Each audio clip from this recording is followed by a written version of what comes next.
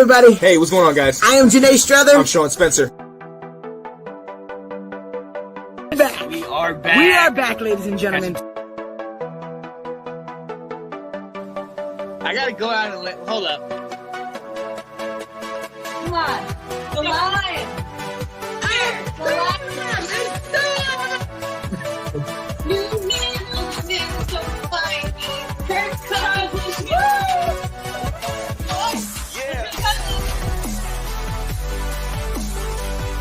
All right. I am Janae Strother. I'm Sean Spencer. And this is Let's Talk Football. You are listening live to the one, the only Sean Spencer, the host of Washington Football Weekly, and one half of that dynamic duo that is Let's Talk Football. What's going on this beautiful Thursday? And I'm here with the guys. I'm here with I don't know what happened here. Lost someone. Hey, forever he's been without a shirt. Now he's without a body. He's invisible. There he is. There's my guy. You know who it is. My guy, the shirtless wonder, Ablo.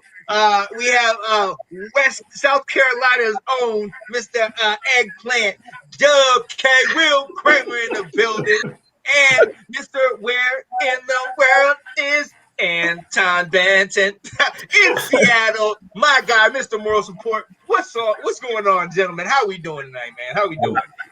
Blessed, man. Blessed. Great to be here, you know what I mean? Yes, sir. Absolutely. Yes, sir.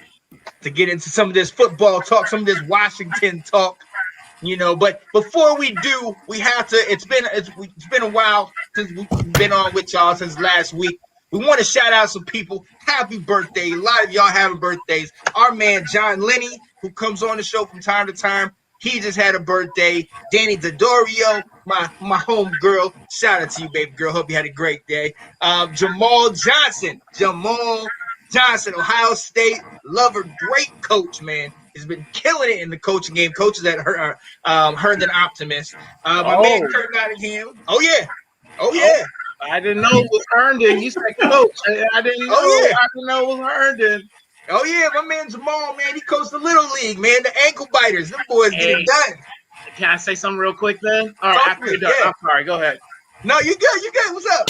All right, Jamal, like, you doing great things, man. I didn't know you were coach. Like, being a coach is a great thing, but to be back in old stomping grounds and taking care of our youth over there, man, blessings, man. Thank you very much for everything you do. So, like, honestly, a coach can be the decisive point for these kids out here and how they move next. So keep it up, man. I appreciate you. Like, you're doing a good thing, man. Thank you. Oh, yeah, no doubt. So he's definitely doing it. I want to shout out my guy, Kirk Nottingham, that works with me, or used to work with me at CSI. Now he's actually living in your neck of the woods, Will. He moved with his wife and his 3 daughters down to South Carolina. Loving it, not liking the heat, but, you know, loving the area. So this place on earth. Right. So, yo, shout out to him.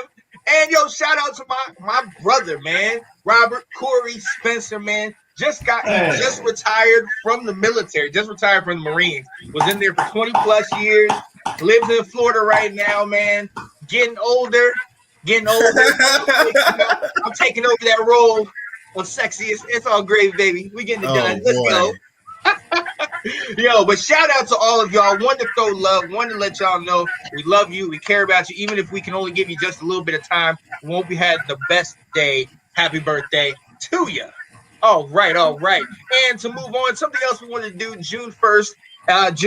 We are in the month of June. So we wanted to say Happy Pride Month real quick, man. Shout out to the LGBTQ community, man. Everything they got going on at EA, regardless of how you feel about it, that's it. Yo, shout out to them. They are doing big things, man. They're gonna have so many parades getting it done, and yo, that's parades are fun. I don't know if you've ever been to one. I need to. I really do. I need to jump in. I want to show my support and everything. I want to be out there with them. So honestly, when I find the time, man, I definitely will be there with my brothers and sisters in an LGBTQ community. my fiance, her sister lives in Chicago, and she lives over kind of in the Wrigley area. And near there is a place called Boys Town, where it's the community and a lot of LGBTQ and the drag and all that stuff. And they really are doing big things. It's not the immediate thing you would right away think. It's businesses, it's communities, it's lifestyle. It's a lot of stuff that's going on, and they're making moves, making strides. And hey, do what you do, man. That's what you love. I'm all about it. So shout out to them. Happy Pride Month. The NFL has taken notice and definitely, repping that pride and all that stuff. So today, actually, real quick, let me shout out to people who are watching. We got Nathan Snell up in here. Talk about he loves watching teams growing up. Yep. Yeah, we love those guys too. Oh yeah, Anthony Handy. What up, my man? What's good, brother? What's good, man? Oh snap! Is that the shirtless wonder in the building? You already know. Yo, so let's get it. And and guys, we're here. We know, hey, it's the off season. We're into June. We have OTAs. The rookie camps have been going on, but recently there hasn't really been many things that's been happening. We discussed the schedule that came out a couple weeks ago. We discussed how we got Charles Leno and we released Jerron Christian Sr. and Morgan Moses, and just how those moves are playing in and taking effect. So today we are going to break down and show you our 53-man roster, what we think will happen opening day, and who's going to take us into the 2021-2022 season. Yes. Oh my goodness. Guys, if you know us, we've been going through back and forth over and over, looking who's getting picked up, who's getting, our group chat is just going off. Ping, ping. Yep. So, absolutely love it, man. How you guys feeling about this time, man? It's a tough decision with how to decide all these people, man. I feel sorry for them coaches because there's some tough decisions to make this year for Washington. Oh yeah. It's interesting. It's gonna be very interesting. Will, what you think, man? Yeah, no, I go through a 53-man roster in my head all the time, and so now I'm just eating up all the OTA stuff. Going, wait a minute, am I right? Should I be reading the tea leaves? Do they like them, or is this just practice talk right now? Getting all mixed up. Yes, right. Is it practice? Ab, you said last week. It's just practice. It's just we read into this. It's just practice, man. You know what I'm saying? As a competitor, once we step on the field, even in practice, it's on and popping. But honestly, it's nothing to get too wound up about. It's like walkthroughs and everything like that. We're not trying to hurt nobody, but when it's like real practice, then that's when the competition starts. And honestly, this is just preliminary, but I'm still excited about all of this, man. I really am. Oh yeah. And shout out to Anthony Handy. He said, throw caution to the wind, pick up Al Bundy and Uncle Rico, two fierce QBs. Hey, put him on. Hey, you about to put him on the depth chart. I have to go pick them guys up. Uncle Rico. But let's go ahead and get right into it, because there is so much to break down. And I'm going to go to you first, Ab, because off screen you mentioned that we should go with, start with what we know. And what we know, what we have known for the last couple years is special teams and certain players. So, Ab, what are you thinking? 3 for the special teams position. Where are we going with that? So, just like you said, and honestly, if I was a coach, that's how I would. I'd get started. Give all my for sure picks, get all those players down, and then work from there. And honestly, you start off with the special teams. One, because there's really no competition there. As far as I know, there's only 3 players, 1 kicker, 1 punter, and 1 long snapper. So if there's no competition, that's who you go with. You know what I'm saying? So that's the spot. Now, to me, Dustin Hopkins is on a Dustin Hopkins is the the kicker, and he's on a 1-year deal. Honestly, I think they're waiting for this dude to mess up. He may not last the whole season, but for right now, he's on our team and he's our kicker. Next person, Tresway. Honestly, I am offended when this man is not considered an All-Pro or MVP. He's our MVP. On the Pro Bowl team. Yeah. Every year, he is probably the best player on our team, and he gets no love around the league. But I think they're starting to see him. I think he just got a Pro Bowl a year or two ago, but or maybe even last year. And then our new rookie, our 6th round pick.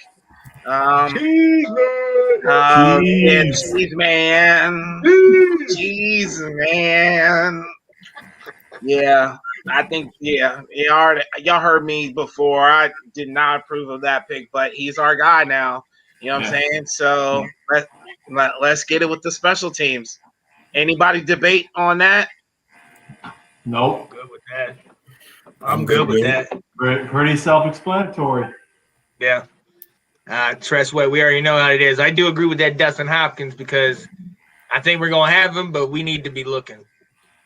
Because he's so close to just being for us. So, but Tresway, definitely MVP. All right, now to move on to the next most pretty sure area, our quarterback position, led by my guy. And I'm going to start with this. I'm going to go ahead and go with this. My guy, the Magic, Fitzmagic, who is going to give us our 6 to 8 games of glory. Shouting him out. Hopefully he's starting there. Then we got Tyler Heineke, Mr. I'm going to make my best of one game. And then Kyle Allen, Mr. Carolina Panther. You have to have some connection to Ron Rivera in the Carolina background. Honestly, I think this is where we're going to stay. I looked at the app. You had sent me that ESPN thing about how many players you should keep, and I know they were saying 2.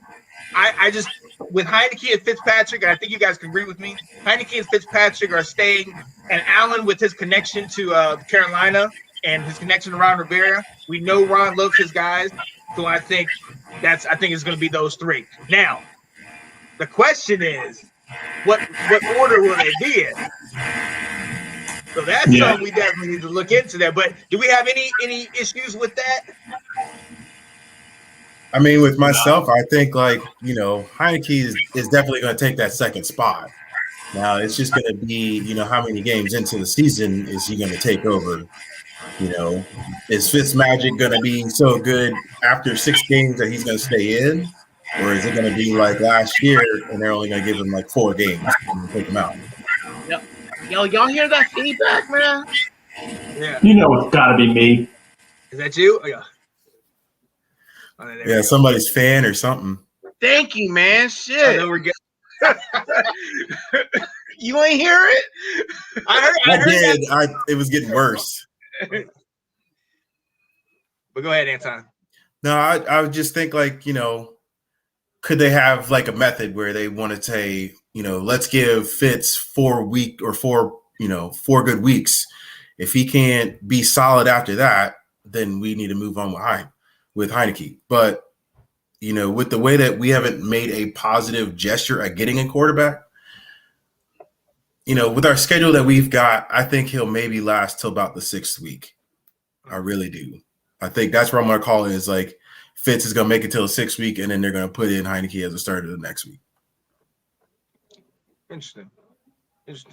I mean, I definitely see him going to that time, and he's going to fall off at some point. But at the time being, definitely Fitz at the lead. Heineke backing him up. But because Kyle Allen knows Ron's system. Kyle knows Ron. He's Ron's guy. So Kyle Allen could potentially, it's going to be a competition, but right now it doesn't even matter. It's irrelevant because we're talking about June and, we're looking into August, September. So I don't know. Will, what you think, man? I think Ryan Fitzpatrick is going to become 1999 Brad Johnson. He's going all games. Let's We're get it. going 11 and Let's 6, and we're riding it. We've got Scott Turner. He's the sophomore. Let's go. I'm in on Fitzmagic all season. This up and down you all keep talking about. He's going to be amazing. I love it. I love it. I agree. Hey, I hope so. I hope. What you think, man? I hope. I know I don't usually do this, but I agree with my man Will, man. I honestly, I think this yo-yoing of quarterbacks like back and forth, I don't think that's the way Ron wants to do it. I think unless it's like it's going to hinder our chances of making the playoffs like towards the end of the season. He starts messing up then. Maybe he'll be like, okay, we need a new tempo. But I think he's gonna rock with Fitzpatrick, you know what I'm saying? And he's gonna keep going with them all season if he's healthy. And that's just how I feel. I don't really because last season when a team is unsure about quarterback, they're a joke, man. You know what I'm saying? Like no one takes them serious. So that's why I don't think Ron likes that. I think we're going to stay consistent and keep Fitzpatrick in there. It'd be different if we drafted a quarterback, but we didn't. So Fitzpatrick is our man this year. You right? Ride or die. We're gonna stick with him.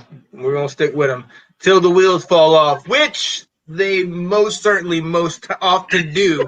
But until it happens, look, I love Fitz. But I gotta be truthful. I gotta be honest. It happens. It happens. But we shall see. Moving on to the next position that is pretty obvious, I'd say, pretty self-explanatory. The running back room, led by Antonio Gibson and J.D. McKissick. Now we released Bryce Love. Okay, we drafted Jared Patterson out of Buffalo. He was undrafted. I mean, undrafted. Right. We signed him though. Yes. And then we still have Peyton Barber and Lamar Miller. So Will, where I think that's playing out. Yeah, I'm gonna try and save some roster space here. I'm going with 3 running backs. I'm going with Gibson, McKissick, and I'm sticking for now because they love him. The coaches love him. Peyton Barber. I'm going to take that 4th running back. See, when I was thinking about, I'm going to take that 4th running back spot and put it elsewhere. And the reason why I was thinking of putting in Patterson in this, but I think you can put him on the practice squad, being that he's an undrafted player. Ron's mentioned how much he likes him. He's kind of talked about him being his, what's the Darren Sproles type, the bowling ball that can run a little bit. And so I think there's some interest there. But I'm just wondering, that teams only have so many roster spots, and he could be on the practice squad where if they need to bring him up, they can. I think they've got enough guys that with Curtis Samuel kind of doing some of that other stuff in the backfield where we don't need 4 running backs on the roster. Very perceptive. That's exactly what I was thinking too, but I really was thinking the same thing. Because you got Samuels as a. I'm sorry, did I interrupt you? Okay. I'm just agreeing with what you were saying. Like they have Samuels as a running back / wide receiver, and that's pretty much one spot right there. So you don't need 4 running backs. You know what I'm saying? So you like 3.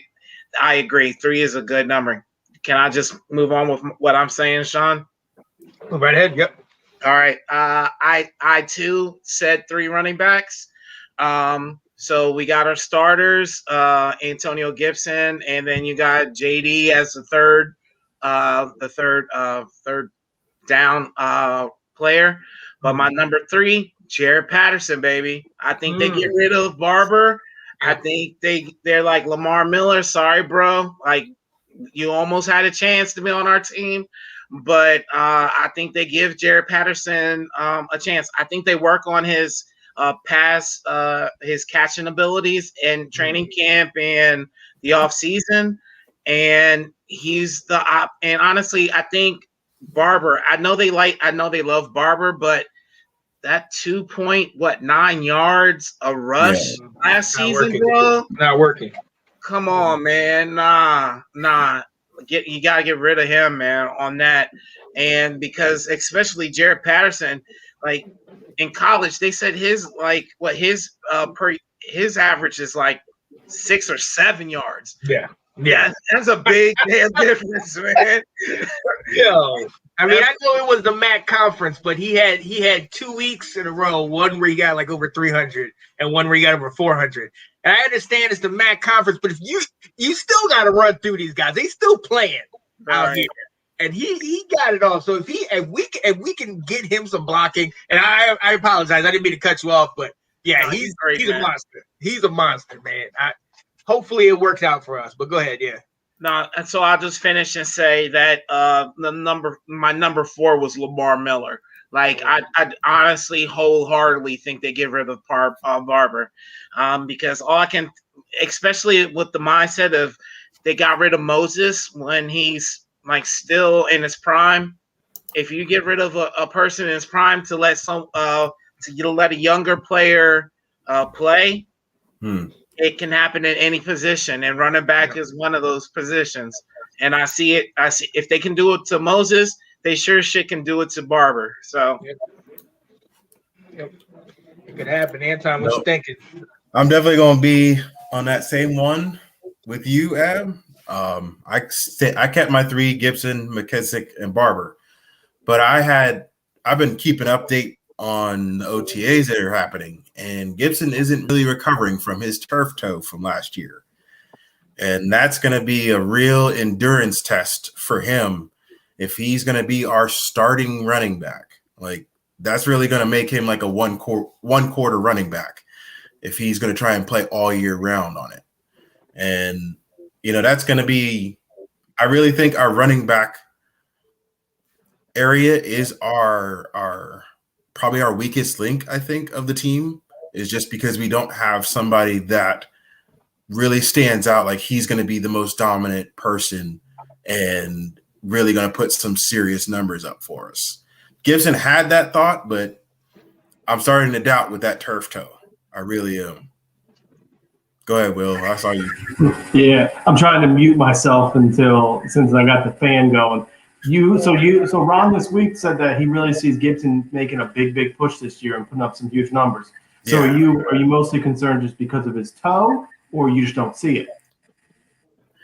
I honestly, they wanted to make him more the well-rounded because they want to put him as more reception running back, and that means he has to be more on the outside cuts. That's more. I wouldn't say that's more. More problems for his foot if he's out there on the outside trying to do the outside cut or receive the ball out there trying to jump up for the ball. He doesn't have to worry about that when he's running behind somebody. So I feel if they try and push him out there to be a catchable running back, it might be a problem. I think it's a good idea to try and push him, but just with that last week of hearing that from OTAs, it's kind of a bother this early already. So you're saying keep the other backs just so we can have him not have to push it. That makes sense. That makes sense. I think they're going to have – I mean, I really think McKissick is really going to show out this year. Mm-hmm. He was on his roll to do it the last 3 games. Yeah. No, I honestly agree with our system. Our system is going to make him definitely huge, and especially with Samuels. They both have that kind of fly sweep. Go in motion, take the snap, take the handoff, this and that. So I definitely think they're going to have big years. The toe injury was an issue, but so I have 4 myself. I'm also with the Peyton Barber getting out of here. So I have 4, but I like your idea, Will, with Jared Patterson. How if we can keep him on as potentially our practice squad guy. Let him understand the system, and then maybe next year, barring an injury, he comes in and makes something happen or something like that. Lamar Miller, I like him because I just experienced Gibson, McKissick, but I definitely would like a Barber's gone. In my mind, Barber's gone. I didn't like what he did last year. The way that we're going, if we're getting rid of Adrian Peterson, and Adrian Peterson has aged, but what really was is that he had to take so long to get worked up. Peyton Barber, you guys mentioned his yards per average. We can't rock with that. I mean, McKissick and Gibson are getting us 4, potentially 5 with the way our offense is running. I think Lamar Miller, from the last time I saw him play, can get it like that as well. So I'm going to go 4. But I do like the idea of putting Jared Patterson on the practice squad. So who's your 4 then? Oh, Gibson, McKissick, Jared Patterson, and Lamar Miller. Yeah. You know what I didn't understand last year? Because if I were to need someone to play, I would certainly put Lamar Miller on the field more than Peyton Barber. But why, when we had some injuries go down, when Gibson was out, they brought up Lamar Miller maybe one time and barely played him. He got like a carry, and then they wouldn't even bring him up. It's like they don't like him. So I didn't know why he signed this year. It made no sense to me. They signed him. I don't even think he got onto the roster, bro. I think I don't even think he saw the field. I don't think he even saw the field. Yeah, I didn't understand why he came back. I mean, they obviously like him. I mean, you know what I'm saying? Like he's a Pro Bowl player. You know what I'm saying? But I mean, it's been years since that season, but still. Yeah, I agree with you. I don't know why they keep bringing him back. Maybe because honestly, he's an every down back. Gibson's is an every down back. Honestly, turf toe is no joke. Honestly, it hurts like shit, and it hinders you a bunch. But can you play on it? Yes, everybody does. Have you guys had a cortisone shots? I don't know if that's a possibility to put in that mug. But that thing is like magic sometimes, man. Well, man, I'm glad that it's happening now so they can try and take care of it if it does. But yeah, you're right. It hurts. I mean, it's like shin splints when you're trying to play. You can play through it, but it hurts a whole lot. Mm-hmm. Turf toe is what killed the career of future Hall of Fame quarterback Heath Shuler when he was in New Orleans. Didn't even give him a chance to get going. Why do you do that?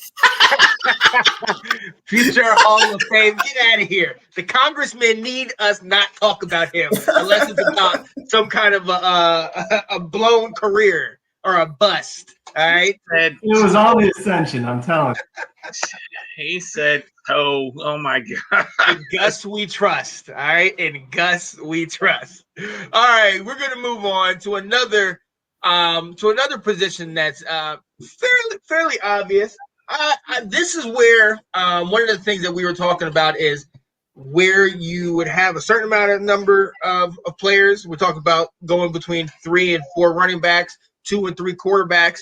This is one of the places where some people said you don't need as many. I personally said you need a little bit more. I said 3. At first, I struggled between 3 and 4 tight ends as a position. I'm talking too much. Sorry about that. I struggled between 3 and 4 tight ends. I ended up settling on 3 just because of other roster places and other places I wanted to keep at depth. I like Logan Thomas. We just got Seals Jones, and I love Anton's guy, Mr. Samus Reyes. Sammy's about to do it. That guy, yes. So those 3 guys, I'm sticking with it. Bates as an extra blocking player, extra blocking tight end, potential side extra lineman. I wanted to keep him, but I just couldn't justify it when it came down to, a couple other positions that I wanted to potentially add depth to. So, Anton, I'm coming to you, man. Tight end, man. How many guys you got and who you got? I got 3 guys, but I got 2 of them fighting for a spot. You got Logan Thomas. I got my dude Sammy. I'm trusting that he will do something. I'm not saying he's going to do good. I'm just saying I trust him doing something to the team. He can be a good blocker. I don't see him catching a whole lot of passes because he's still got to get his toughness up from, being a basketball player and all. But, my other 2 fighting for the spot were Deion Yelder and Bates. I'm kind of thinking Yelder just because of his size, and Bates is going to be on the practice squad, learning. He's a rookie, isn't he? I think. Yep. They just drafted him this year. So as much as those two trying out, Euler's already had his time and could definitely prove the spot, and just let Bates get strong in the weight room and get his reps. Get to know the team. Like that. How many did you have altogether? I had 3 spots, but those 2 were fighting for it. Okay. So Ab, what you think, man? I disagree with both of you. So Of course. of course. So to me, you need to look beyond what we recognize. I'm sorry. Something just popped on my screen. I don't know what that felt like. I'm like, What are we looking at here on the I got side? a commercial break. Hold on a second. Get moist. We're about to have a moist conversation in the background. All right. So, okay, tight end, Logan Tom. So I got 3. Honestly, I really wanted to do 4. I think the extra spot could go somewhere else, more important. So to me, so it's Logan Thomas. We just picked up Seals Jones. I think that veteranness is what like, you know what I'm saying? Something happens to Logan Thomas, we're jumping all over that. We need that veteran presence. Yeah. And my 3rd spot, honestly, I actually Seals Jones is my 3rd spot. The 2nd spot goes to John Bates. I don't think and to me, this is a business move. It's not because he's better. It's because they just spent a 4th round pick on this man. Yeah. So you don't just spend a 4th round pick on somebody and then put them on the practice squad. It just, I don't see it often. I don't see it a lot. And honestly, they saw something in him. And just so you guys know, all the good tight ends are usually 4th, 5th rounders. Yeah. So keep your eyes open for Bates. I like Sammy Reyes, but he has no experience. So I'm going Bates over Reyes because of, he's been a tight end before. He played football before. He knows what a football is. Right.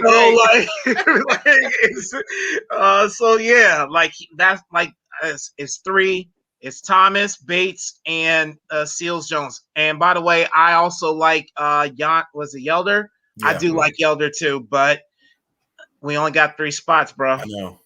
That's like one of the spots where you're like, do I pick 3? Do I pick 4? Like that's that tough decision that I think the coaches are going to have. Honestly, I think we can get Reyes on the practice squad. So I think that's what we'll be looking for. Yeah. I really don't see him picking up the game of football in less than off season, like a few weeks, few months. I do not see it. Yeah, he cannot become a professional football player. NFL level. You can't do like the same thing in football like you do in basketball. Hey, let's get this guy that's 7'6" to get him to play basketball. Okay, it don't work that way. You can't do the same thing in football. Like his measurables are awesome, and I understand that's what you guys see, and a lot of people appreciate. There's a mentality too that you have to have, and you just don't gain that in the off season. You really don't. Right.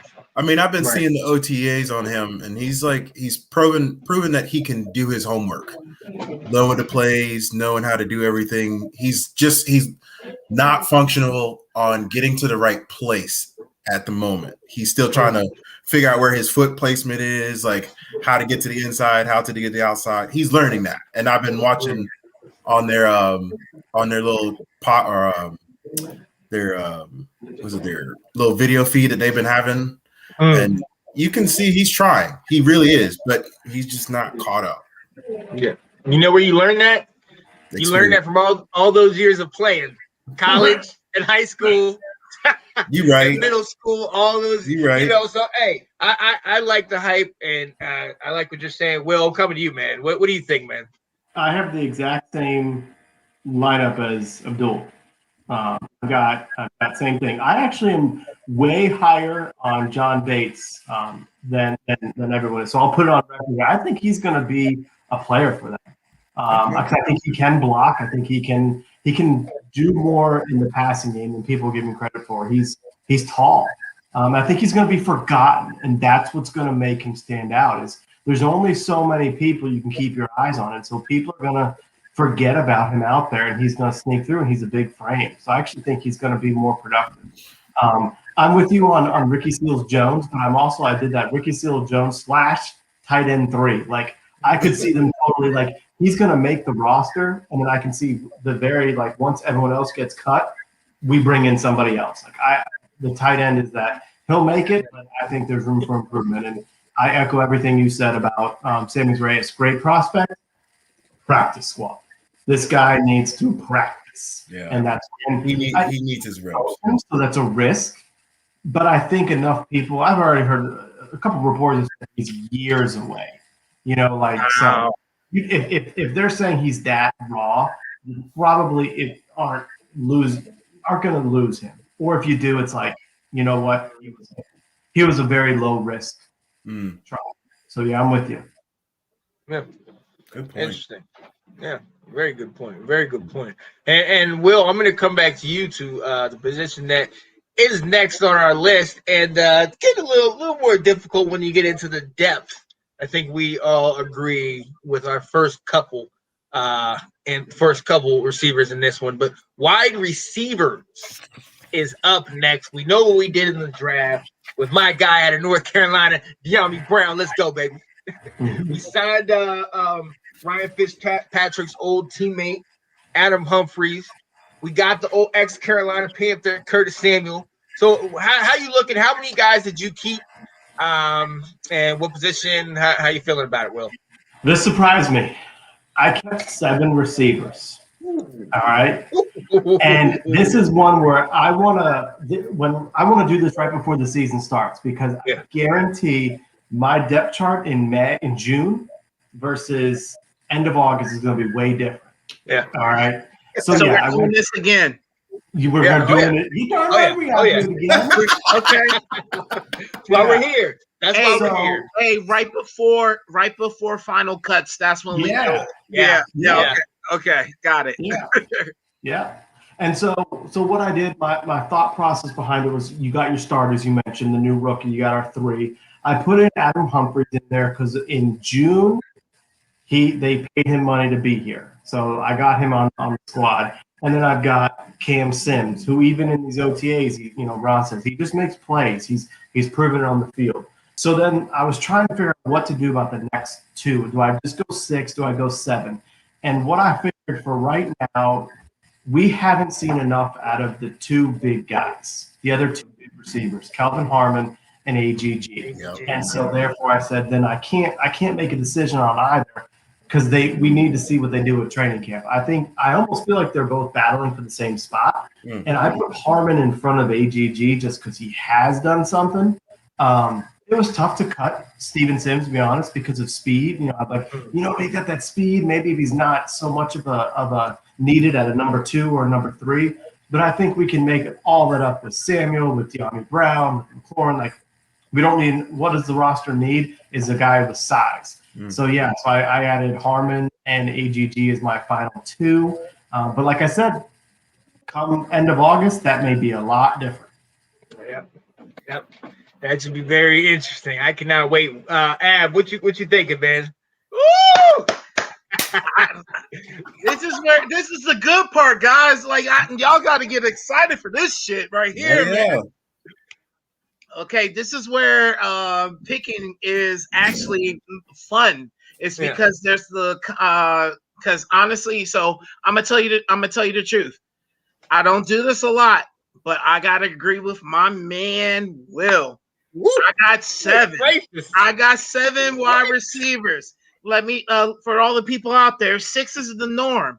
6 wide receivers are the norm, but I got 7 myself too. I'm like, this is probably one of the hardest positions to pick for the team. So So we got the obvious. We got McLaurin, we got Samuels, and we got Diami Brown. Did I say his first name right? Yeah. Okay. So that right there, those are the three obvious. It's Diami. Or is it? Well, you weren't here, so you know. Potato, I said how I thought it was. Okay. I'm sorry. I'm just saying. I heard you, but I was on mute. I was saying it, but I was on mute. I was trying to. No, keep going, man. Keep going. Okay. All right. So the three obvious, our draft pick and our two starters. Curtis Samuels, we're not dropping him because we paid him a lot of money. Terry McLaurin, like he's our guy. He's our number one. And honestly, he deserves on the team. He's the obvious pick. So now this is the difficult part. So my number 4, I got Cam Sims. I think he's shown that he deserves a spot on this team. He deserves to be here. And if we even try to slide this man into, like, I don't even know if he qualifies for practice squad, but he needs to be on this team. So to me, that's our first big man. Second big man, I have AGG. And honestly, I'm with Will. We haven't seen enough of him to sit here and be like, all right, you're gone. Bye. You know what I'm saying? We spent a 4th round pick on this man. There's no reason to get rid of him. And it's just Ron Rivera drafted him, so he's not going anywhere. If there was a contemplation on AGG or Harmon, I would say Harmon would go because that was Gruden's guy. Gruden's dude, yeah. Yeah. So that if we had to pick, it'd be like that. But I got Harmon on the team too. To me, we haven't seen enough of this man to even make a valid judgment on to move forward with him. My last spot goes to Dax Moline. Yeah. Wow. Let's go. And for everyone that's paying attention, I did not include Adam Humphries. I think Adam Humphries is gone. I'd like, to me, the same reason we got rid of Moses is the same reason Humphries is going to be out of here. I think Moline is going to show something that they're going to be like, you know what? There's something there that I want to keep, and I'm going to put this man on the roster. Honestly, I think Adam Humphries is legit, but I think Brown, he's going to show out and become a starter over Humphries. That makes him expendable. So to me, there's no reason to have Humphries on the team. Our top three wide receivers are going to be McLaurin, Samuels, and Brown. So, and then we'll rock with everybody else otherwise. But that's my top 7. Oh, I like that. I see you guys with the 7. I kept it at 6. My top 3 are the same: McLaurin, Samuels, and Brown. I kept Humphries because I think we got him for something with him and Fitzpatrick, and I think that's going to come in handy as like a Joe Jurevich type. I also like Dax Moline. I like him. I kept Cam Sims, and I think AGG can be on a practice squad or something like that. I want to keep AGG around. Harmon, I forgot to even put on there. So you see how far down he's on my list. So, but yeah, I think the top 3 stay the same. I think Humphries is going to stay just because of his connection with Fitzpatrick, but I think he will get worked out of it by the younger guys. I think if we can keep all of our receivers healthy, I think the younger guys are going to kind of make their way in. And I think I'm actually predicting that Humphries and Dax Moline become best buds. And then Humphries will teach Dax everything. And then Dax will take his role. Let's go, baby. I got my Chad Beebe, baby. This is what it's all about. Let's go. Oh, Humphries has to stay on the team for that to happen. I'm just saying. I think Humphries is gone, bro. I'm telling you, he won't last training camp. All right, let's go. That's still a couple months. Anton, what you think, man? So my decisions, it was hard for me. There's a list that we got. So I went with 7, and I got 2 guys fighting I got 4 guys fighting for 2 spots, and there's a reason why. So my number 1 Number 1 is Terry. 2, I actually have Samuel. 3, I have Humphreys just because they already made the deal with him to be here. Mm-hmm. And then 4, I had Cam Sims. I know I should be switching those 2 out, Humphreys and Cam Sims, just because he's already, made his mark on our team. Mm-hmm. But that's how I'm just rating it because of what they have with him. But after that, it kind of gets hard. And I had Harmon. I put him down as a guaranteed spot for 5. Now, 6, we still have Steven Sims Jr. And then nobody even said his name. Because no one cares. Wait a minute. Hear me out. He's forgetting somebody, but let him do it. So I have him in like Brown really fighting for that spot. But then I also have, listen. But then I also have AGG and Dax fighting for that. Just because you have 2 different of the same sizes. So both of those guys are going to have to fight for those 2 spots. And I think that's where I am with it. I had high hopes for you. I did. There's no. Before I react, I'm going to ask you some questions. I'm going to let you think about this, all right? I'm going to let you. So tell me, if you're comparing Steven Sims and De'Ami Brown, so let's look at, you've got an undrafted guy who's been there for 2 years and a 3rd round pick. Tell me why a 3rd round pick would be competing for the job. It's how much he's been on the field. Steven Sims is fighting with a spot that Curtis Samuel is already taking. So now he's put on a 2nd string on that same exact spot. Brown is actually trying to go for the spot Curtis Samuel is at. So now you put Curtis on that slot spot, he's guaranteed. Now you've got these 2 fighting for it. That's what happens if De'Ami Brown doesn't make the team. Where does he go? I think he would go practice squad. Period. He's going to stay with the team. Let me say this. Can I jump in real fast? I'm sorry, you interrupted me first. But come on, bring it on, man. All right. Do you realize that the team has to release a player first before they go into the practice squad? Yes. You realize that? Yes. So that means releasing the player. That means any team can go after that player before they come on and sign a practice squad contract. Yes. You realize that? And you're saying no team is going to – I'm not done yet. And so you're saying no team is going to pick up a 3rd round pick? Oh, I think they would. Released? I think they would, but you're going to have people want to compete for a spot. You're not just going to guarantee somebody that.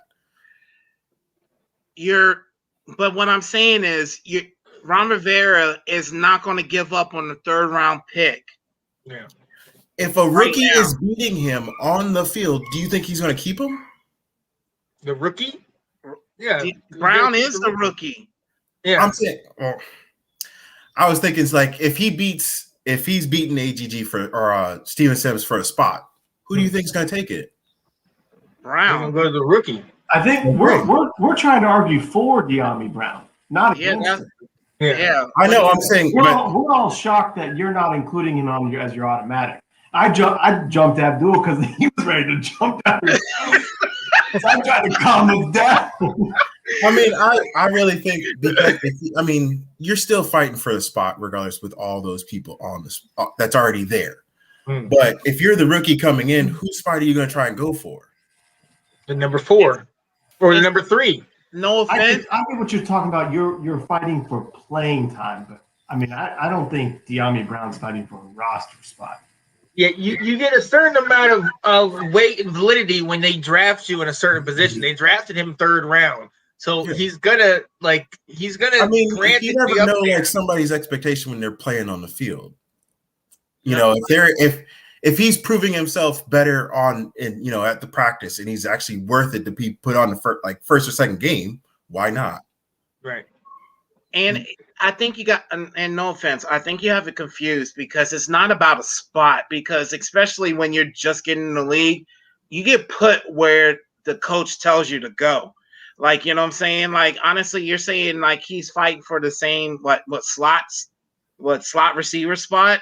Yeah. Like, honestly, if the coach says, Brown, you need to be an X or a Z on this play, he's going to do it. And just like Will said, it's playing time. It's not about spots. It's really about playing time.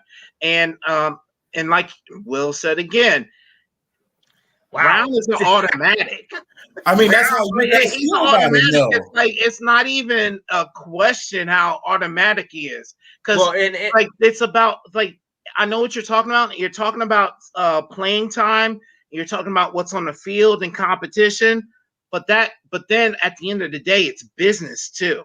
Yeah. You have to look at if it doesn't line up with the business of it, which is they spent a 3rd round pick on him. There's no way this is moving. Like they're moving him to the practice squad. They're releasing him for any other team to get him. There's no way for that to happen.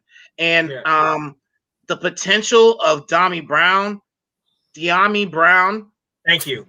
The potential of him outweighs more than what Steve Sims has ever done. Yeah, essentially, Brown is here to replace those guys. If any of those guys were, up and came up to a position with him, he'd be the one replacing them. They'd be gone. Dyami Brown would stay because whatever it is that made them draft him is whatever it is that it's going to go with the playbook. It's going to be able to put him in certain positions that are going to make him successful. Those other guys we've seen what they have. They don't have potential anymore. Yeah. They're the ones who are fighting. So I get the part where they're fighting for that spot. But yeah, Dyami Brown already jumps up to like at least number 3. And unless he falls off completely. And just to add, we were wide receivers already a saturated position. Yes. And we drafted him in the 3rd round. That right there should tell you everything about what it is. Like he's going to make the team. Like the fact that we didn't draft offensive lineman, free safety in the 3rd round, we drafted a wide receiver. That right there should tell you, someone else needs to make room for this man. Yeah, we got lucky getting him. That was definitely a huge move. Definitely a huge move. All right, man. Moving on to some, and it's gonna get tougher. It's gonna get tougher because a lot of these guys, it's gonna get tough. Let's just say that. So let's go right into it. The next one, linebackers, the position that we all knew. Whoa. We skipped a whole line. Players? Well, no. The whole O-line. Well, no, we're getting into O-line, but this is by the ones that we feel is more obvious. Oh, yeah, okay. Yeah. Because O-line's up next. But because linebackers, for the most part, you got a couple guys towards the that are back in depth that you might not know. But for the most part, I mean, what you think?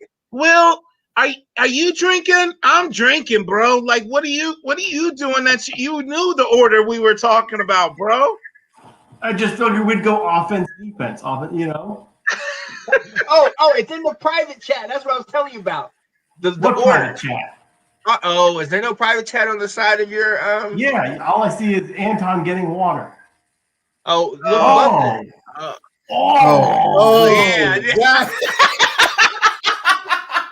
That's what I was saying when you came on earlier. I was like, the private chat, that's the order we're going.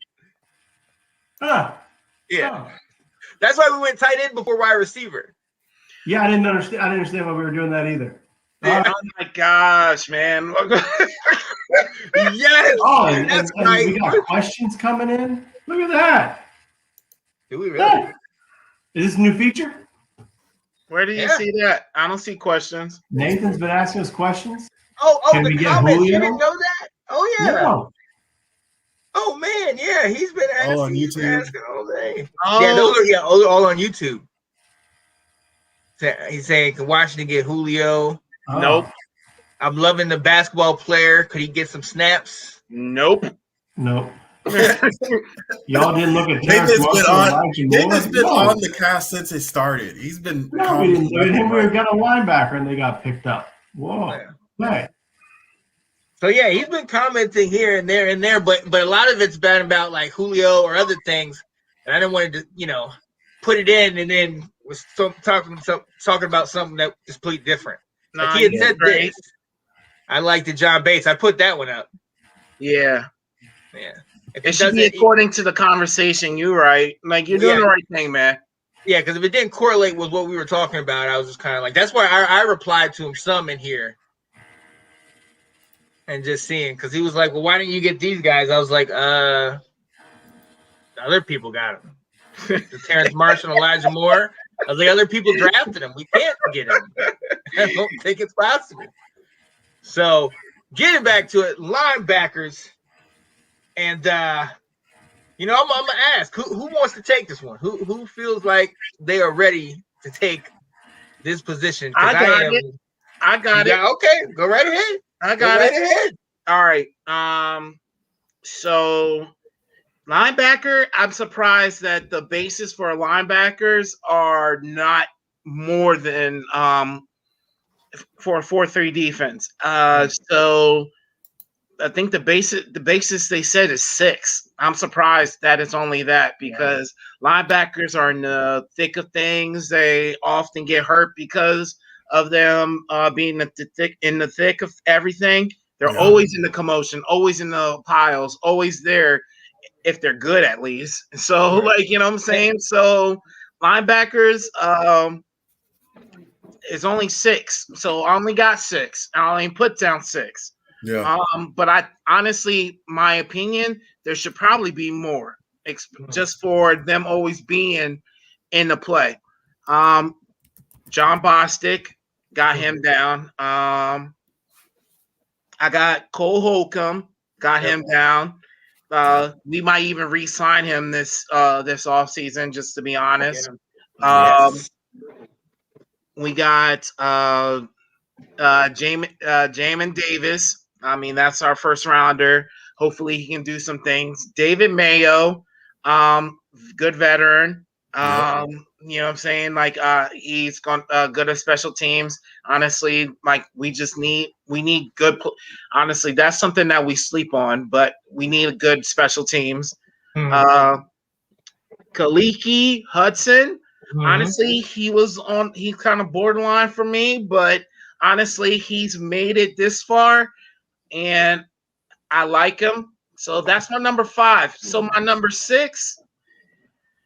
We didn't have any, honestly, Ron Rivera. There's a Ron Rivera guy, Jordan Kanunsky. Yeah, there's and honestly, I guess that would be a natural pick, just because it's a Ron Rivera guy. It's easy, but I don't do easy. I don't. So I think outside the box, and I said this during draft night, and I told you guys. I think we drafted in the 7th round. We drafted 2 defensive ends, and honestly, one's a little bit more of a runner than the other. So my 6th linebacker, and I think they're going to transition him from defensive end to linebacker. Shaka Toney, bro. Shaka Toney. He's going to make it. He's going to make a team. He's going to make the team as an outside linebacker. Wow. And yes, and I think that's where he's going to be. And honestly, he might flourish, y'all. Give this man a chance. I called it right here. So just so you guys know, I call that shit right here. Wow. Let's go. Wow. I can see that. That's pretty dope. I had you. Hey, look, I had up until the Shaka Toney pick, I agreed with everything. I had everything the exact same. The only thing I did different is because we signed him, Jared Norris, and because he's probably special teams. That's the only difference I had. But Shaka Toney, hey, hopefully he can make the team. That's what's up. Anton, what you got? Bostic and Holcomb, they're guaranteed. Hearing, again, in OTAs, Davis is following Holcomb, and he's basically just growing up to almost be like him with all his playing and stuff like that. Mayo's another good one that I put down.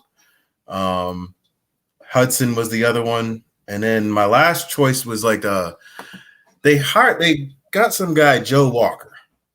He's right. I just saw his name pop up, and I'm like, who is this guy? I had to look him up. He did really good 2 years ago in Arizona. He had like 60-something tackles by himself, which is pretty good mark. But he's good first step read. And after looking at some of his videos, some of his his eyesight, he doesn't have like that, longevity running, but he's good in those first 10 yards. He'll get them runners, through the gaps. But if he's like tries to get like a catching running back, he can't do it. He just doesn't have that speed to catch him. But I think that's a good one to add to our list. He's got special teams as well. Yeah. Right. Yeah. Right. So that would be huge. Yeah, I like that pick. Good thing, because I completely forgot about that. Will, what you think? Yeah. So I did 6 as well. Depth chart wise, I've got Kaliki Hudson as the 4th linebacker. I'm interested to see, because he mostly was a safety in college, and so he's kind of a tweener player. So I'm curious to see what he can do now in year 2. Maybe someone who can come in and play, cover tight ends. I as well. I had Joe Walker as my 5th tight end because of his special teams. He was brought in by linebacker from San Francisco. So that, and I have David Mayo and Jared Norris battling it out for that as like your special teams, your last guy. But truthfully, folks, I don't love our backup linebackers. I don't get excited about any of these dudes. Like, if one of our linebackers goes down, I want them to just put in more DBs. Go 2 linebackers and give me a DB. Move Landon Collins closer. I don't like Collins is going to do it. Yeah, I just do not like this depth. None of these guys excite me. That's why it was kind of hard to pick backups. Yeah, I get that. I get that completely. But yeah, those first 3 are pretty self-explanatory, but those backups are kind of like, ugh. Yeah, we shall see. So hopefully the injuries, that's you know what, and credit to you guys, man, because that's what we've been talking about since the first show. That is an area that we have needed to get. I really feel like we didn't do enough in this position. Linebackers are somewhere we really needed to look into, and that could make or break that defense, because we know about those long runs and everything that those linebackers have been having to deal with. So hey, I just want to add one thing. Will, you put up a good notion about Landon Collins, because they were going to try and push him to being a linebacker, and that's just a rumor. Oh, it's just a rumor. It's not going to happen. No. Landon Collins came out and said, "I'm a safety." Now, Jack Del Rio said, "Well, he is a safety, but we may move him closer." We'll see. I mean, I would think he might do like his own. Maybe he might. I mean, Del Rio is still going to try and do what he's going to do with them. Mm-hmm. But the other part about it is that what we've been starting to do is walk that safety up, safety up, yeah, right. So even though he might be still the safety, he's up on the line in that position. He's still, he's a safety, but honestly, it's safeties. He's like a linebacker that roams. Let's just say that. He's a strong safeties just are in that box. They really are. And honestly, it's pretty much a damn title. Honestly, the boy's a linebacker. I don't even know why he's fronting on it, but that's what it is. Right. Because that's funny. Because I remember we had him on the team, but I remember when I was going. Well, we'll get into that in a little bit. When we talk about the secondary. But the next. So again, and we're going on the most obvious to the most difficult, and the position that our good man Will brought up. And I'm gonna let you go first on this, Will. The offensive line. We've had a lot of turnover with this. We started off the off season getting re-signing Brandon Sheriff. We know how Ab feels about that one. We let go of Morgan Moses and Jerron Christian. We just picked up Charles Leno. Will, What you thinking? Who you got? Who'd you keep? Who you let go? Yeah. So this was the start of one of the main reasons why I put my name at position flex today as I did. And I think that's going to be the theme of this roster is who's got position flex and offensive line, and that's going to be a big key for it. And it's going to be a big advantage. And as we go through my starters, if you notice, I don't know if you all saw this, but with the release of Morgan Moses, our new rookie tackle picked up number 76. John Jansen. And did I not say weeks ago? I think Cosme is our future John Jansen, second round bookend tackle. Let's hope it happens. Yeah. So my 5 starters, we're going Leto, Flowers, Roulier, Sheriff, Cosme. And then behind him, I've got Lucas, I've got Schweitzer, I've got Sadiq Charles. And then the last one that I was swaying between, I'm picking Tyler Larson. He was picked up from Carolina, brought over. He can play center. He can play guard. I'm picking him over Keith Ishmael, who they did draft last year, who they are trying to transfer to a center guard. I just feel like Ishmael could go on the practice squad. I hear like the practice squad is going to be much larger this year. I don't think anyone's going to go after him. So I think that's my that'd be my last pick. Interesting. I like that because Keith Ishmael was definitely one of the ones that I was definitely like, what do I want to do with him? Ab, what are you thinking, man? Did you real quick, Will? Did you say Lucas? Yeah, I have him as the swing tackle, backup tackle. Okay, all right. So I can really follow everything what he was saying. So I picked 9. Did you pick 9? Okay. I got Leno, Sheriff, Roulier, Flowers, Sweltzer, Charles, Cosme, Lucas, and my last pick, I got Keith Ismail. Mm-hmm. So on it, to me, it was pretty with everything. Well, especially since they just let go of Morgan Moses and Dron Christian.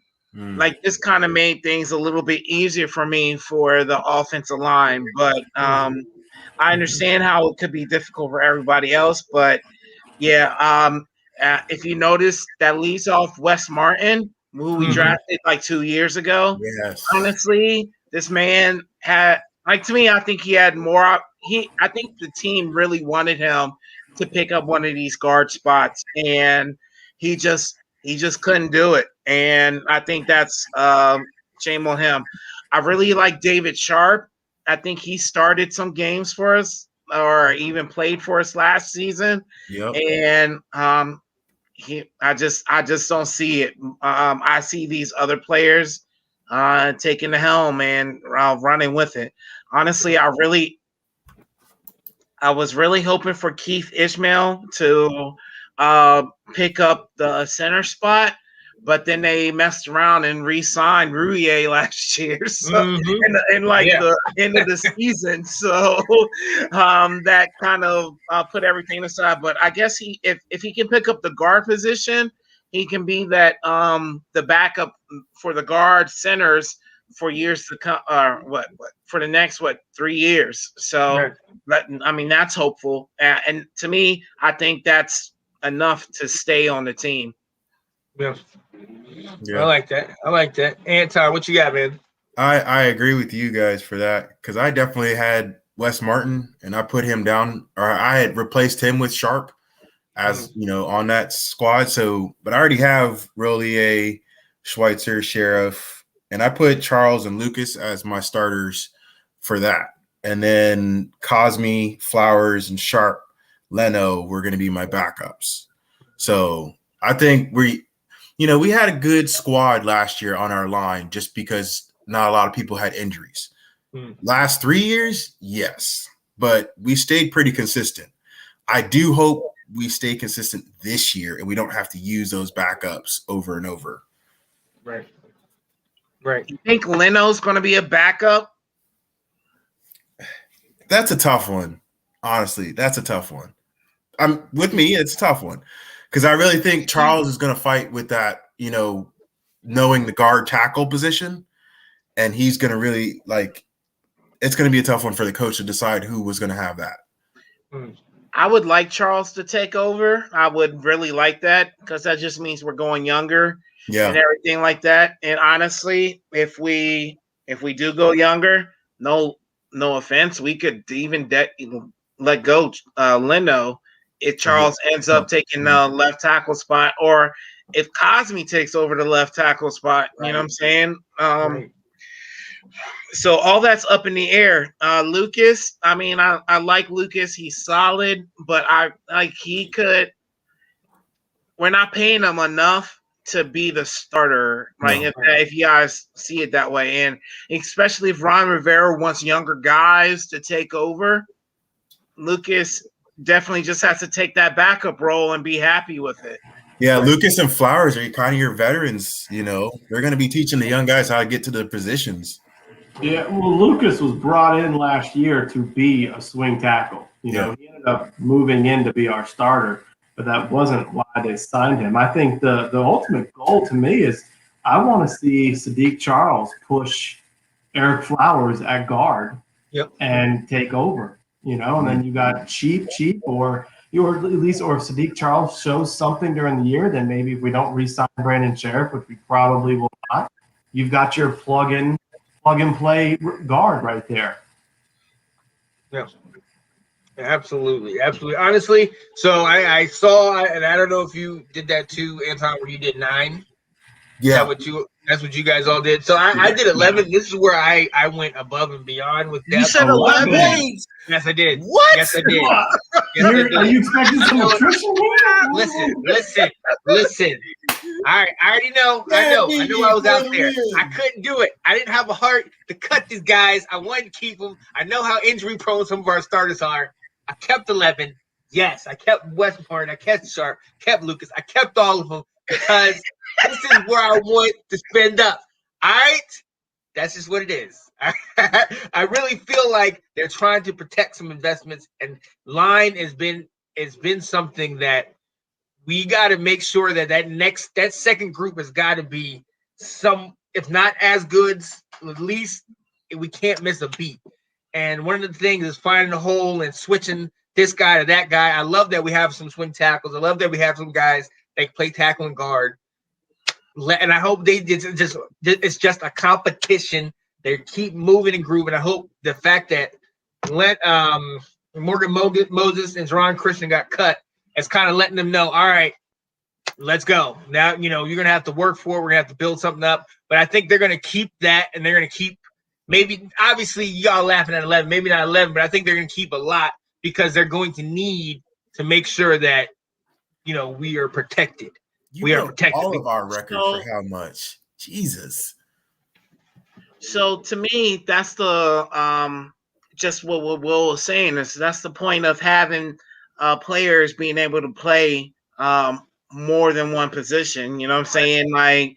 And just the mix of it is what we really need. And I mean, I think we're all saying the same thing. We need protection and everything like that. But we, like Will and I are basically saying, is that you get guys that can play multiple positions. You won't need to dedicate 11 spots to just the O-line. So I think we're all saying the same thing, but we're just going about it a different way. Right. And yeah, my thing is just bodies.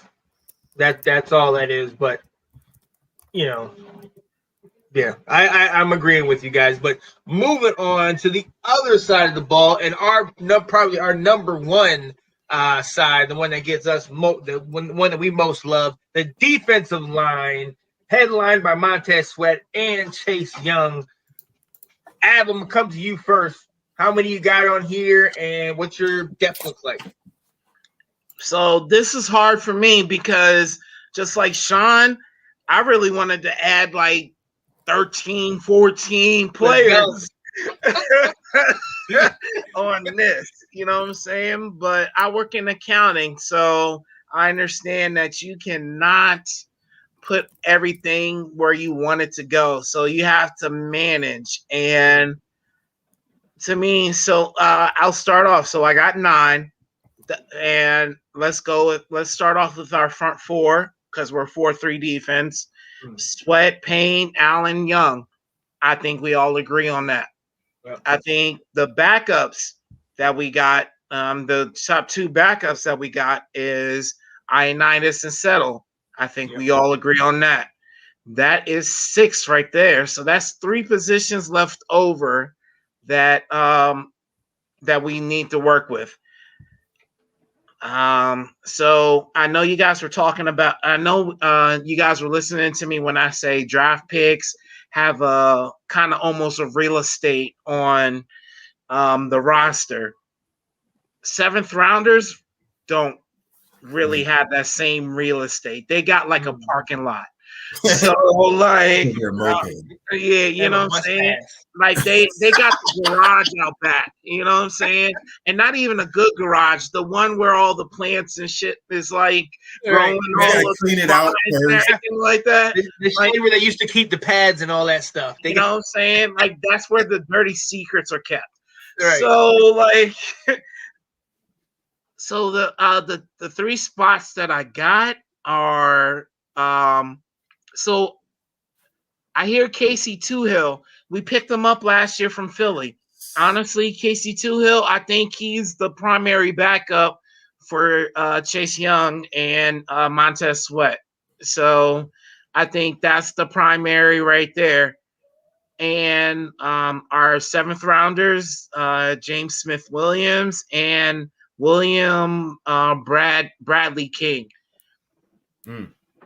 Just like my man Will said earlier, I'm not too impressed with our backups, bro. Like these backups, honestly, when we had Ryan Anderson, like that was a good backup. When we had Ryan Kerrigan, that was a good backup for the defensive ends.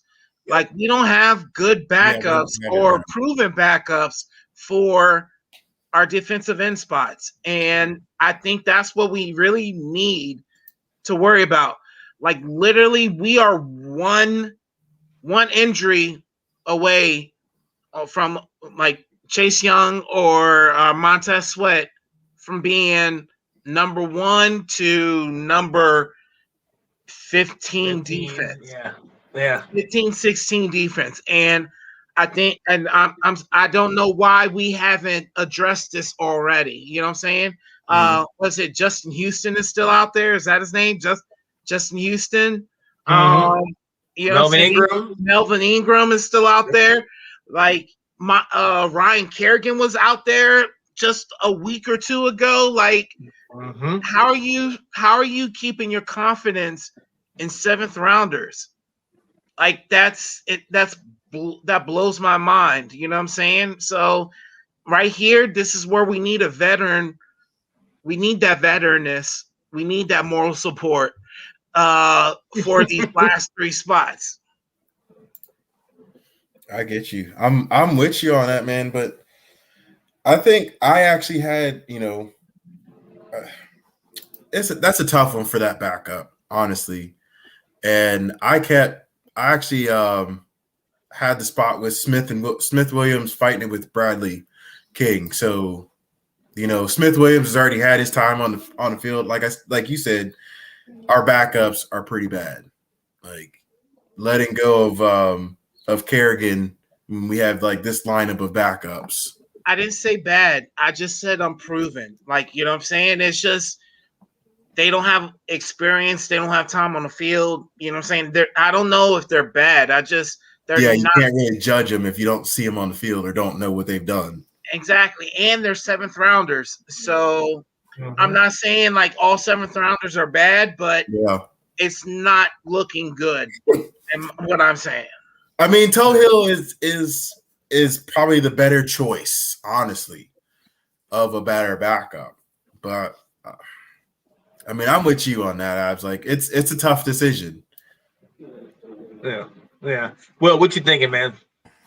Yeah, I mean, I love the first 6 mentioned. Love it. Great, outstanding depth at D tackle.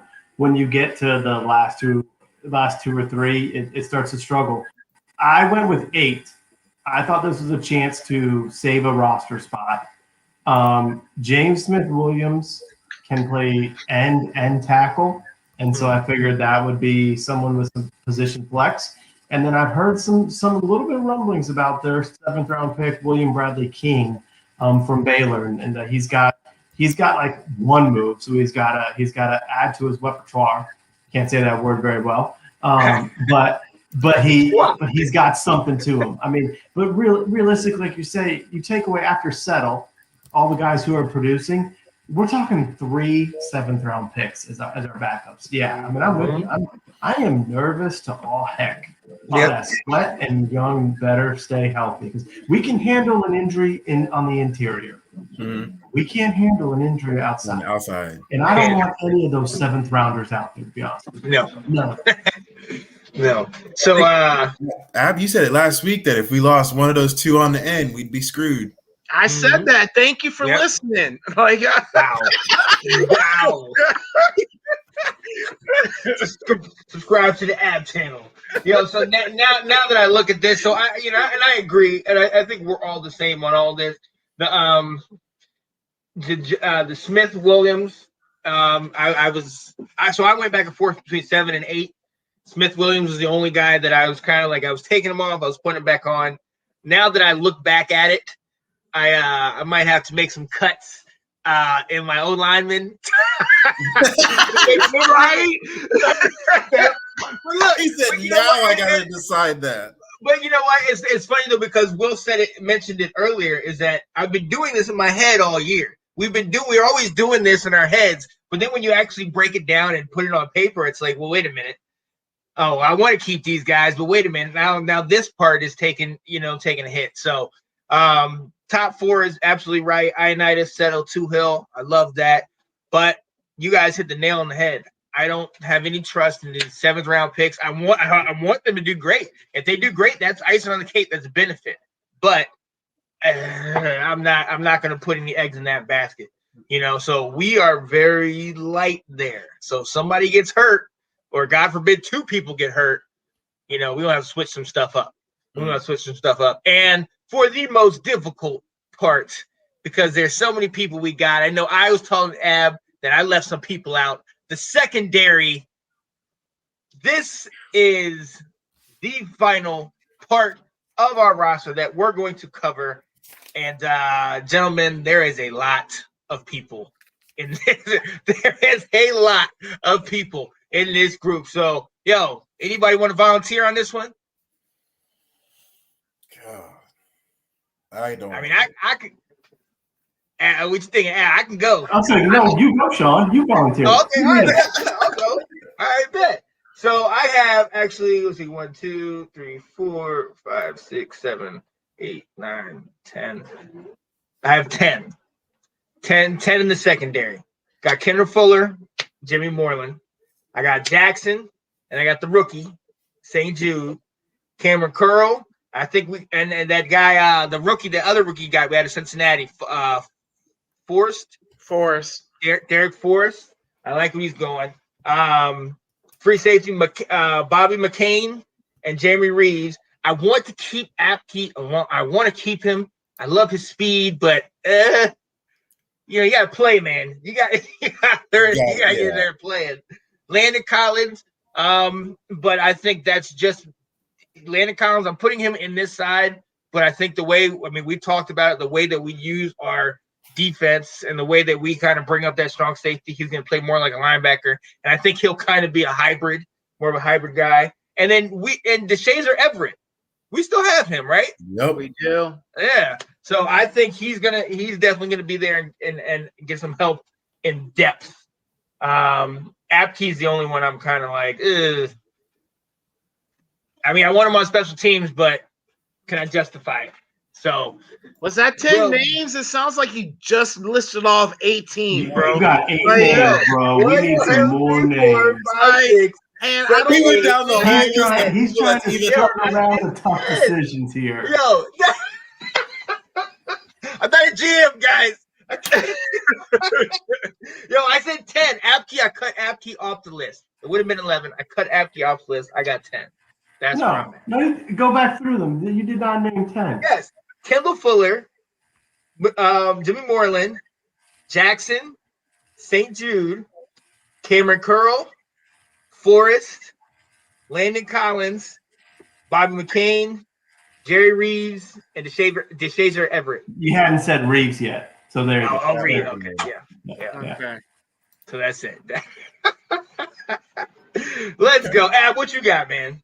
All right. So let's get the starters off. Like, I don't know what kind of order you were going in, but like, He's throwing such a so mixture. I've had so many. I was just trying to. so let's so obvious Fuller.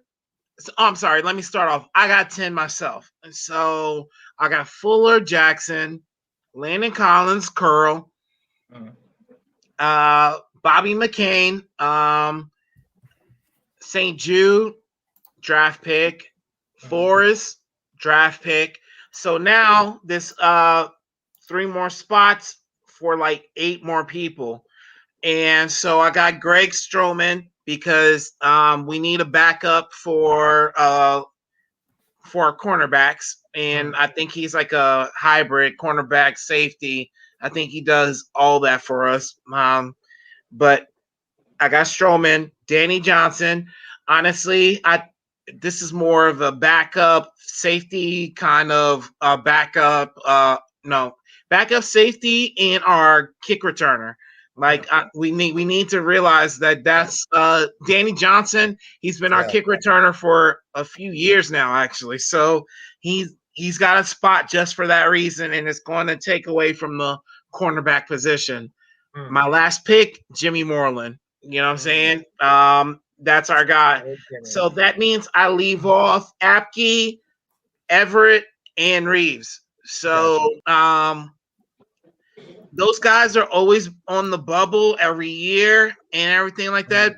To me, they don't do enough to establish saying, hey, I deserve a spot on this team.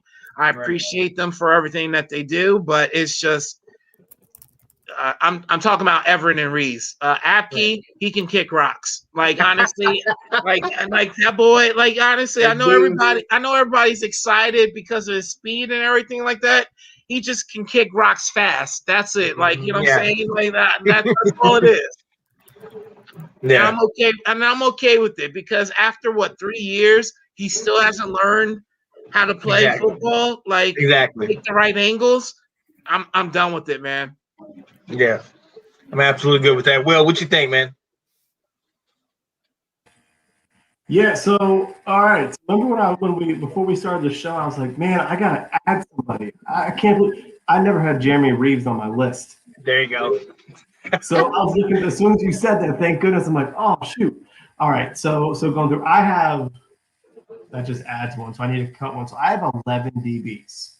Yeah. And that kind of goes against a little bit of my position flex I'm talking about because some of these guys, like Bobby McCain, can play slot. Kendall Fuller can play slot.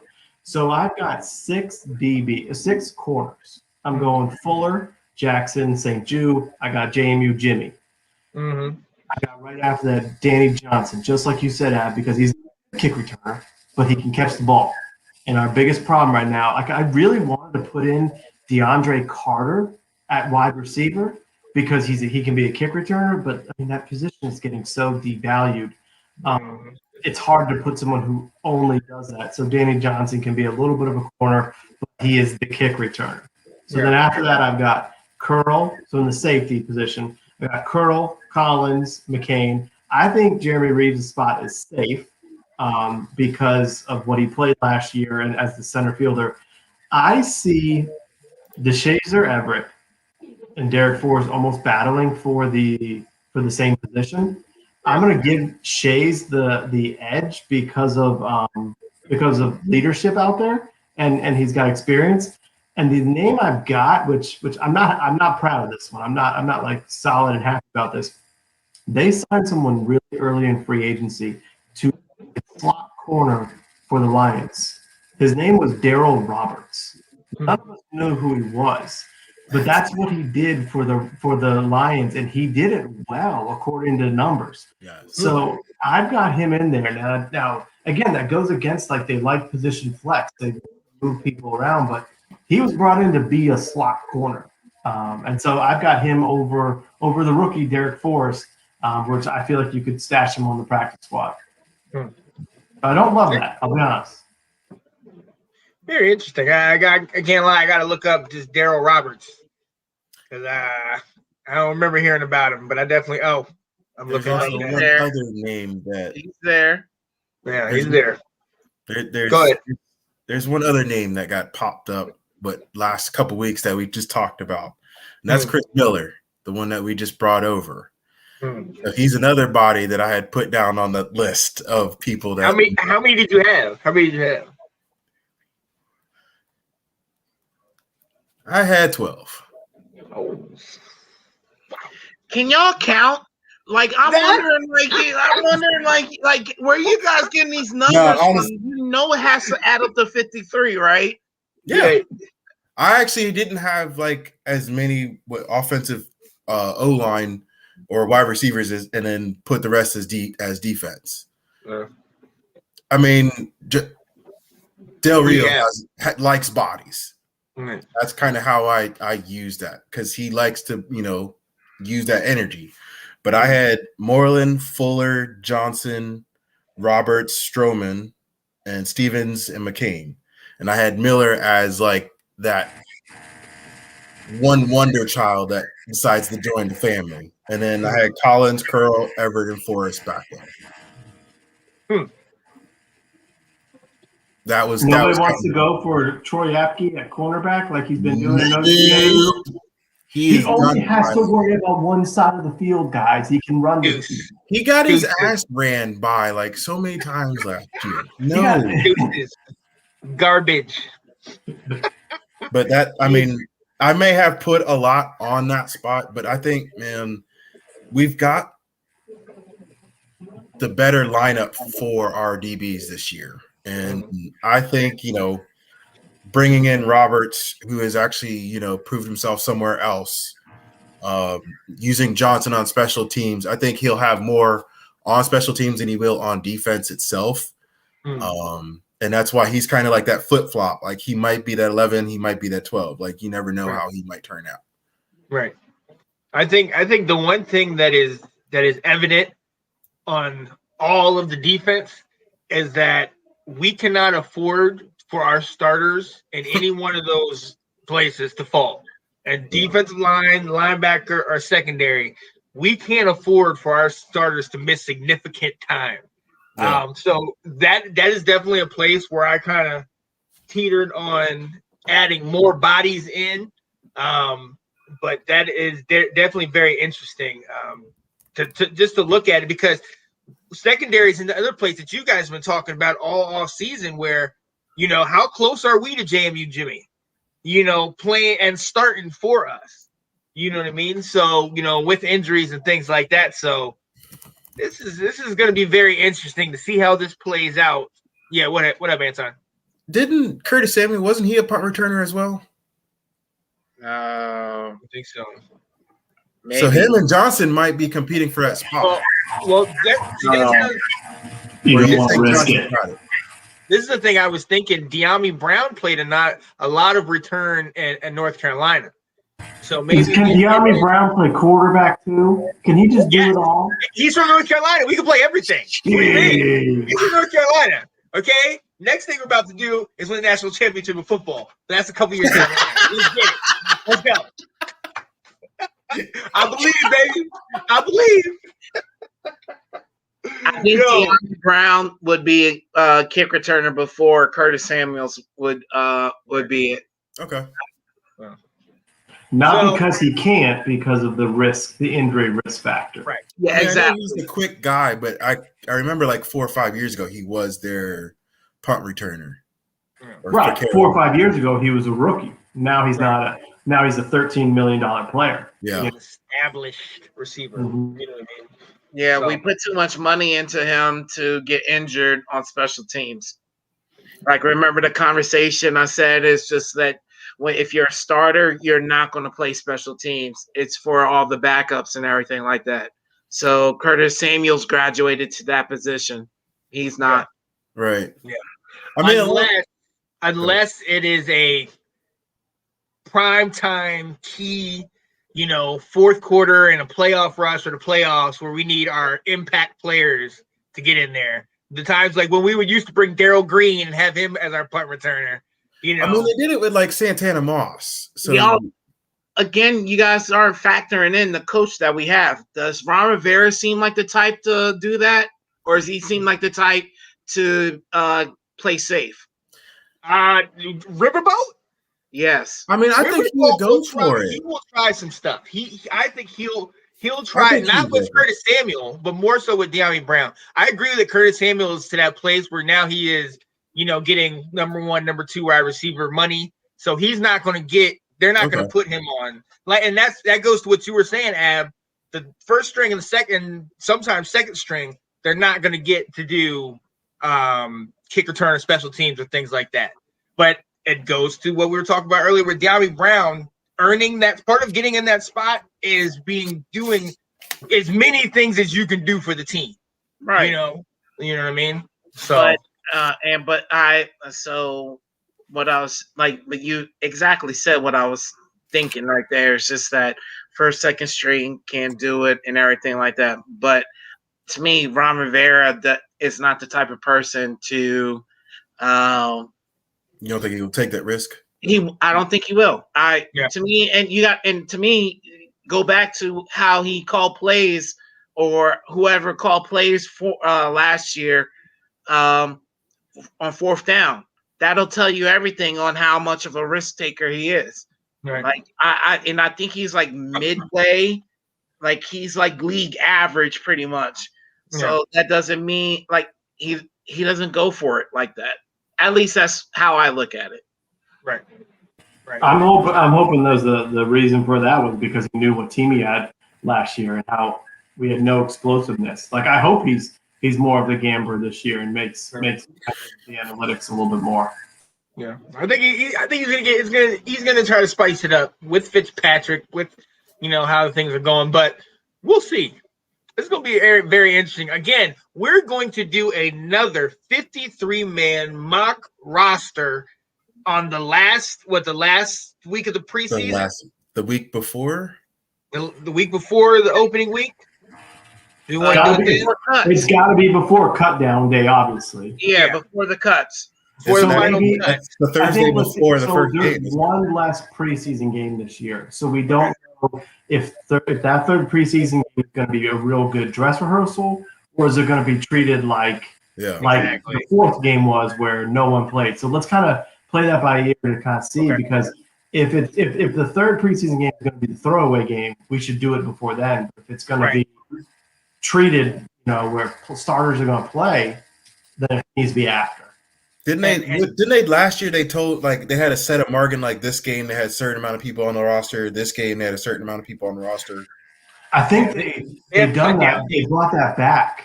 Yeah, it was like 80 to 67 to 53. Yeah, they did. They did staggered it. So 90. So after the first week, it's go down to 85. Second week, 80. Third week, so on. Yeah, it was like 8. They did that where it was like 8.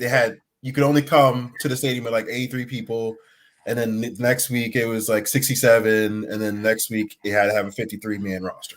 Yeah. No, I'm telling you how it is right now. Like that's how it is. It's for after the first week, 85. Second week, 80, and so on. So they already put it out there. I'll send you guys the article. I read it the other day. So, but yeah, that's how they got it. And I think the third week is going to be a throwaway game. Right. So, I mean, there's no reason, if you already have your core, there's no reason to put your core out there. Yeah. In the third week, and then the next week or week after is the first week, Yeah. So stay tuned for that, because we will be having preseason games again this year. We weren't able to have them last year because of the pandemic and how COVID wrecked. So definitely look forward to that. And we're going to Foxborough this year, and then coming home to play, I believe it's the Cincinnati Bengals and the Baltimore Ravens. So definitely I know I will be trying to hit a couple of those games up and do some live interviews and tailgating and the whole works, and then getting into the season. But definitely look forward to these 53-man rosters because it's a lot more than just putting names down. It's who does what and who would be best where and injury history, and it's a whole bunch of other stuff involved. And it's just, yes, it's like mock drafts. It's like, who can I have? And so much can change between now and then. And that's the crazy part because it's always interchangeable until that last day. So, ladies and gentlemen, we're done. We got through the 53-man roster. Pretty similar. You know, I think we're for the most part pretty similar. You know, some of us decided we need to protect our quarterback with a little bit more bricks in the wall than others. But you know, but so definitely tune in. We will be back with the things that go on with the Washington football team. Hasn't been much going on now, but there's always something we can talk about with this team that we love. So for me, Sean Spencer, you know the name. I got my guy to the left of me, the shirtless wonder, Avlo. I got down here. In this, where it at? Oh, I'll go right here. There's Anton. There's moral support. And then I'll bring over here in that corner. You know where you're at. South Carolina's eggplant. And my man, Will Kramer. Yo, thank you so much for joining us, ladies and gentlemen. We will be back soon in your living room. Washington Football Weekly. Holla at y'all. Hello, everybody. Hey, what's going on, guys? I am Janae Strother. I'm Sean Spencer. We are back. We are back, ladies and gentlemen. I gotta go out and hold up. Come on. The lion. New man, so funny. Kirk Cousins.